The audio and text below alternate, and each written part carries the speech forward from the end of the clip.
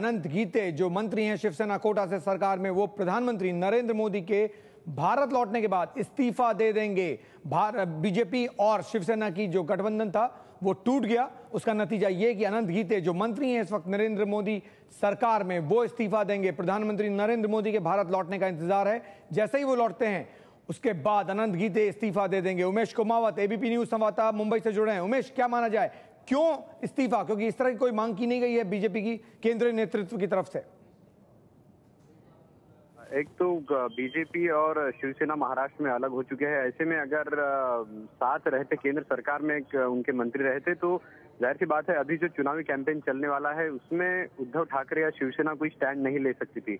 आप अलग हो चुके हो, आलोचना कर रहे हैं बीजेपी की, और आपके मंत्री अगर केंद्र में बने हुए हैं बीजेपी के साथ, तो ये शिवसेना के लिए थोड़ी ऑकवर्ड सिचुएशन हो जाती, जाहिर सी बात है।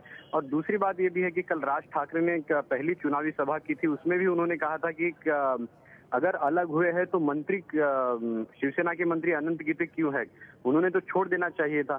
तो यही बात थी जिसको लेकर शिवसेना को लग रहा था कि आने वाले चुनावी कैंपेन में उनके लिए ऑकवर्ड सिचुएशन हो जाएगी अगर अनंत गीते वहां पर मंत्री रह दे दो। इसीलिए सूत्रों ने कहा कि जैसे ही मोदी वापस आएंगे अनंत गीते इस्तीफा दे देंगे।